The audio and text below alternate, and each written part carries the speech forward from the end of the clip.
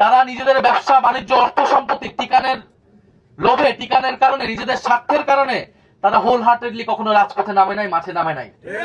ছাত্রদল, Jubodal, BNP, তৃণমূলের নেত্রীরা, নেতাকর্মীরা জীবন দেওয়ার জন্য প্রস্তুত ছিল, কিন্তু এই মির্জা আব্বাসের মতো নেতারা ঢাকা শহরে কোনো গ্রিন সিগন্যাল দেয় নাই। গণ অভ্যুত্থানের সময় তারা মির্জা আব্বাসদের জন্য অপেক্ষা করে নাই। ছাত্র শিবির, ছাত্রদল, গণ অভ্যুত্থানের বৈষম্য বিরোধী সকল নেতাকর্মীরা জনগণের জন্য রাজপথে নেমে গিয়েছিল। ফলে মির্জা আব্বাসের যে ব্যাংক ব্যালেন্স, তাদের যে ব্যবসা, তাদের যে সাম্রাজ্য, সে আওয়ামী লীগের সময় পুরোটাই ইনটেক ছিল। এবং এটা বেশিরভাগ বিএনপি নেতাকর্মীদের আপনি দেখবেন, বুঝলে একই জিনিস পাবেন। একমাত্র ব্যতিক্রম ছিলেন বেগম খালেদা জিয়া। এই জন্য তাকে কি অবস্থা ছিল, কারাগারে তাকে মৃত্যুর মুখে পড়তে হয়েছিল। ফলে আমরা সেই অতীত ধরে কথা বলতে চাই না, বলতে গেলে অনেক কথা বের হয়ে যাবে। রাজনীতির মাঠে এসেছি, সুষ্ঠু নির্বাচন চাই।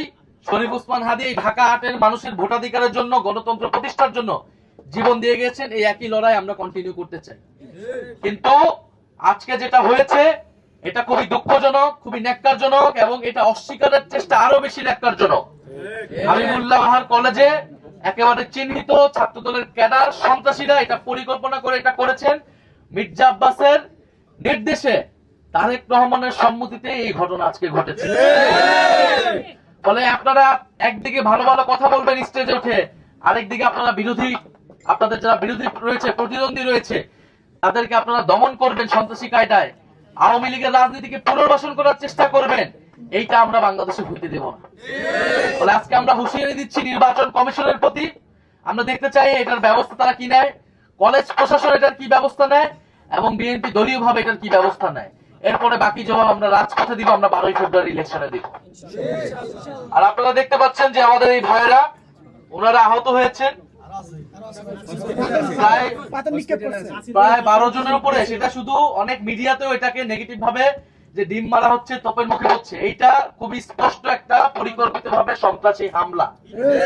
যে হামলায় আমাদের ঐক্যবদ্ধ বাংলাদেশের অনেক ভাই বোনেরা আহত হয়েছে, হেনস্থার শিকার হয়েছে, এবং এটা আমরা আইনি ভাবে, রাজনৈতিক ভাবে আমরা এটার মোকাবেলা করব। ভালো হয় প্রিয় দেশবাসী, আপনারা ইতিমধ্যে জেনেছেন যে আজকে ঢাকা ৮ আসনে ঐক্যবদ্ধ বাংলাদেশ মনোনীত প্রার্থী, 11 দলের প্রার্থী জনাব নাসিরউদ্দিন পাটোয়ারির উপর হাবিবুল্লাহ বাহার কলেজে, সেখানে একটি অনুষ্ঠানে তিনি আমন্ত্রিত ছিলেন। সেই অনুষ্ঠানে যাওয়ার পরে তাকে সেখানে বাধা দেওয়া হয়, এবং জনাব নাসিরউদ্দিন পাটোয়ারি এবং 11 দলের যারা নেতাকর্মী ছিলেন তার সাথে তাদেরকে ইট, পাটকেল, ডিম সহ তাদের উপরে আক্রমণ করা হয়।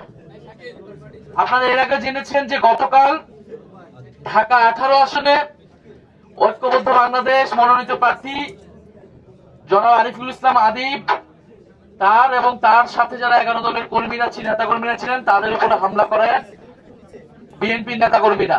আজকে ঢাকা ৮ আসনেও একই চিত্র। এছাড়া আপনারা দেখবেন গত কয়েকদিনে প্রায় 6 থেকে 7টি জেলায় মহিলা জামাতের যারা বোনেরা রয়েছেন, যারা নির্বাচনী প্রচারণা কার্যক্রম করতেছেন, তাদের উপরে হামলা করা হয়েছে দেশের বিভিন্ন জেলায়। আমরা এই সকল হামলা তীব্র নিন্দা এবং প্রতিবাদ জানাচ্ছি, এবং আমাদেরকে আজকে নির্বাচনের যে সামাজিক পরিবেশ, সেই পরিবেশ নিয়ে আমাদেরকে উদ্বেগ জানাতেই হচ্ছে। এবং নির্বাচন কমিশন, পুলিশ প্রশাসন নীরব ভূমিকা পালন করছে। একটি দল, একটি জোটকে তারা বিশেষ সুবিধা দিচ্ছে, তার আচরণ বিধি ভেঙে তাদের ইচ্ছা মতো তারা প্রচারণা করতেছে। অন্যদিকে আমাদের যারা ঐক্যবদ্ধ বাংলাদেশের জোটের যারা প্রার্থী রয়েছে, নেতাকর্মী রয়েছে, তাদেরকে বিভিন্ন জায়গায় টার্গেট করা হচ্ছে, আক্রমণ করা হচ্ছে। মাত্র 30% টাকায় জমির মালিক হয়ে নতুন বাংলাদেশের গড়ে তোলার স্বপ্ন দেখা বাংলা বসতি। এটা স্পষ্টই লেভেল প্লেইং ফিল্ড যে নাই মাঠে, এটা গত কয়েকদিনে বাংলাদেশের মানুষের কাছে স্পষ্ট হয়ে গিয়েছে। তবে দুঃখের বিষয়, এই ঢাকা ৮ আসন একটি বিশেষ আসন। শরীফ ওসমান হাদী এই আসন থেকে স্বতন্ত্রভাবে নির্বাচনে অংশগ্রহণ করতে চেয়েছিলেন, এবং শরীফ ওসমান হাদীর গায়েও ডিম মারা হয়েছিল, তাকেও নানাভাবে বাধা দেওয়া হয়েছিল। অনেক বাধার কথা তিনি মিডিয়াতে জনসম্মুখে আনেনও নাই, এবং অবশেষে তাকে শাহাদাত বরণ করতে হয়েছিল এই ৮ আসনে। আমরা গণ অভ্যুত্থানের পরে আমরা গণতন্ত্রের দিকে আমাদের যাওয়ার কথা ছিল। আমরা একটি সুষ্ঠু নির্বাচনের পরিবেশ থাকবে, সেখানে সুষ্ঠু এবং নিরপেক্ষভাবে নির্বাচন অনুষ্ঠিত হবে, এটি আমাদের প্রত্যাশা ছিল। কিন্তু আজকে আমরা দেখতে পাচ্ছি এনসিপির তরুণ প্রার্থীদেরকে টার্গেট করা হচ্ছে, হামলা করা হচ্ছে।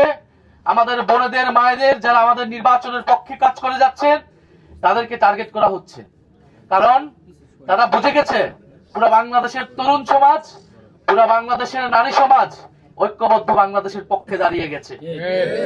তারা ভয় পাচ্ছে বাংলাদেশের তরুণদেরকে, তারা ভয় পাচ্ছে বাংলাদেশের নারীদেরকে। ফলে তারা নারীদেরকে টার্গেট করছে, নারীদেরকে আক্রমণ করছে, এবং যারা তরুণ প্রার্থী রয়েছে ঐক্যবদ্ধ বাংলাদেশের, বিশেষত যারা এনসিপির, তাদেরকে তারা টার্গেট করে আক্রমণ করছে। আমরা এখানে কোনো ভিকটিম কার্ড প্লে করতে আসি নাই। আমরা স্পষ্টভাবে বলতে আসছি, হুঁশিয়ারি দিতে আসছি, যদি আঘাত আসে তাহলে পাল্টা আঘাত আসবে। যদি নির্বাচন কমিশন নীরব ভূমিকা পালন করে, যদি পুলিশ নীরব ভূমিকা পালন করে, তাহলে আমাদের পক্ষ থেকে যা করণীয় আমরা তা করব। এক দলের প্রার্থীদের দিকে ডিম নিক্ষেপ করা হলে অন্য দলের প্রার্থীদের উপরেও ডিম পড়বে। ফলে এখানে আমরা এই ধরনের কোনো পরিবেশ চাই না, কোনো মুখোমুখি কোনো পরিবেশ আমরা চাই না। আমরা চাই শান্তিপূর্ণভাবে সৌহার্দ্য এবং সম্প্রীতির রাজনীতি তৈরি করতে। আমরা একসাথে ফ্যাসিবাদ বিরোধী আন্দোলন করেছি। আজকে হয়তো আমরা নির্বাচন করতেছি দুইটা পক্ষ হয়ে, কিন্তু এর মানে এই না যে আওয়ামী লীগের কায়দায় তারা নির্বাচনে তাদের প্রতিদ্বন্দ্বীকে তারা অপদস্থ করবে, হেনস্থা করবে, নির্বাচনে বাধা তৈরি করবে। এবং এই সকল কিছু একটা পরিকল্পনার অংশ, যেই পরিকল্পনা, যেই প্ল্যানের কথা আমরা শুনে আসছি তারেক রহমান দেশে আসার পর থেকে।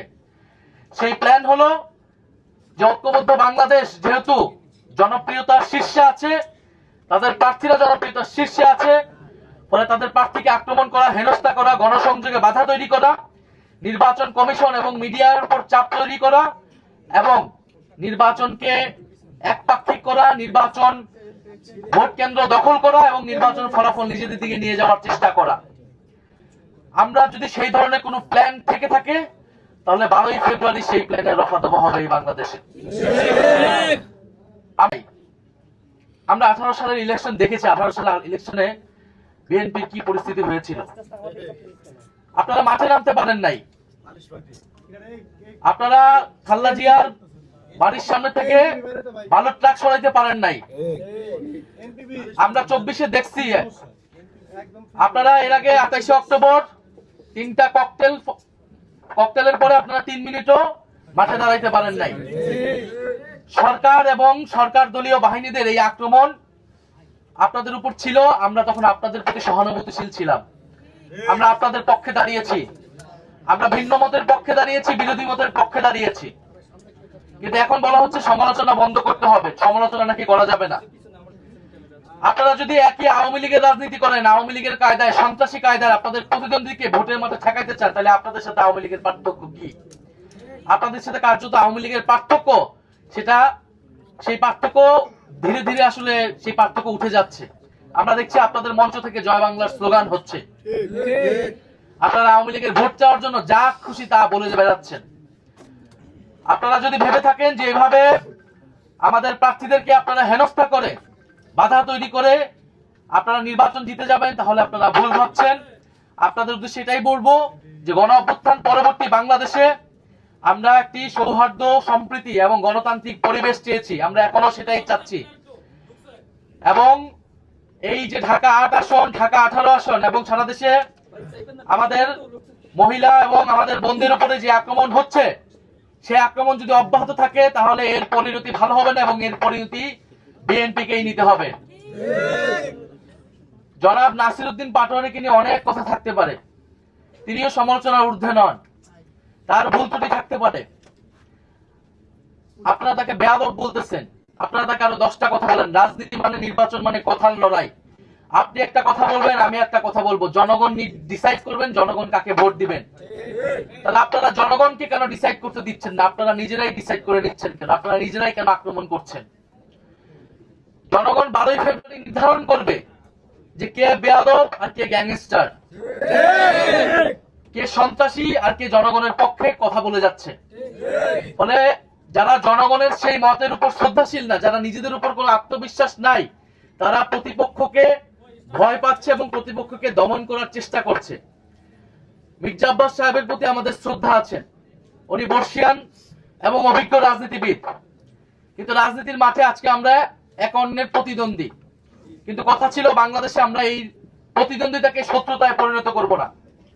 মির্জা আব্বাস সাহেবও কোনো ভুল ত্রুটির ঊর্ধ্বে না, কোনো সমালোচনার ঊর্ধ্বে না। ওনার সমালোচনা করা যাবে না, এই ঢাকা শহরে এমন কোন নিয়ম, এমন কোন আইন জারি হয় নাই।